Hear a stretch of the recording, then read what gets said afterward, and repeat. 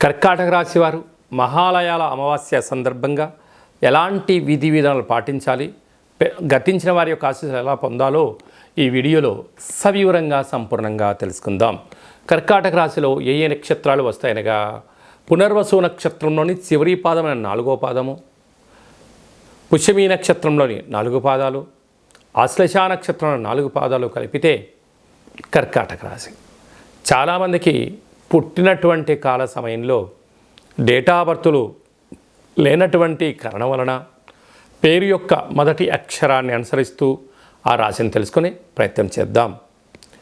He, who, హే, హో, డా, D, do, day, do అక్షరాల వారందరూ కూడా కర్కాటక రాశి జాతకులే.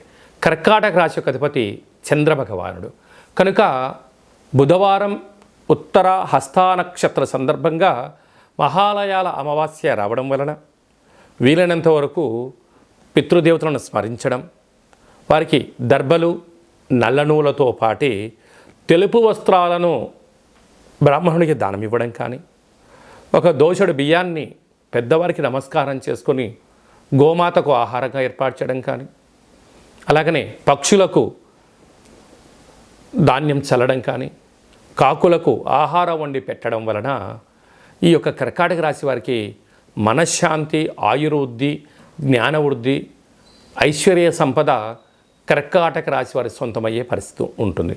కారణం ఏమనగా ఒకవైపు అష్టమ స్థాన శని యొక్క ప్రభావం చేత విపరీతమైన బాధపడుతున్న సందర్భాలలో ఈ పితృదేవతలకు జీవుడు ఏదో రూపంలో తినడం వలన, వీరి కర్మను దానం చేయడం వలన ఐశ్వర్యం, ఆరోగ్యం, ఆనందం, భోగభాగ్యం కర్కాటక రాశి వారికి రావడం ప్రారంభిస్తుందని చెప్పి గమనించాలి.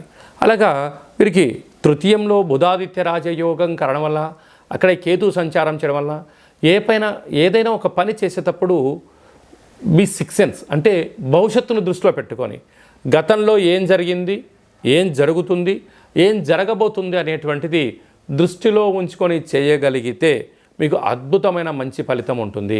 అలాగే అష్టమ స్థానంలో శని యొక్క ప్రభావము తీవ్రంగా ఉండడం వలన, భాగ్యంలో రాహు సంచార స్థితి ఉండడం వలన ప్రేమికులు, భార్యాభర్తలు వీలైనంత వరకు అన్నదమ్ములతో, అక్కా చెల్లెలతో విభేదాలకు ఇది సరైన సమయం కాదు అని చెప్పి గమనించాలి. లాభస్థానంలో గురువు ఉండడం వలన ఇది మీకు చాలా మంచి కాలము. మౌనం, ధ్యానం, ఏకాగ్రత, దానము, సత్సంగము, పారాయణము, ఆసనాలు మనశ్శాంతిని కలిగిస్తాయి. వ్యయంలో కుజ భగవానుడు సంచారం చేయడం వలన, కుజదోష ప్రభావం కారణం వలన మీ జన్మ నక్షత్రం రోజున అష్టమి, పూర్ణిమ, అమావాస్య తిథుల యందున దూర వాయు జల ప్రయాణాలకు దూరంగా ఉండండి. యంత్రాలతో, ఆయుధాలతో దయచేసి చెలగాటమాడవద్దు. ప్రమాదాలు పొంచి ఉన్నాయి. నీటి వ్యాపారాలు, హోటల్ వ్యాపారాలు, పాల ఉత్పత్తులు, ఆహార క్రయ విక్రయాలు, గోడౌన్స్, స్వయం వృత్తులు, గృహ భవన నిర్మాణ కార్యక్రమం చేసేవారు, వ్యవసాయ సోదరీమణులు జాగ్రత్తలు వహించడం వలన ఆరోగ్యాన్ని కాపాడుకొని మానవ ప్రయత్నం చేయాలి అని చెప్పి జ్యోతిర్విజ్ఞానం తెలియచేస్తుంది.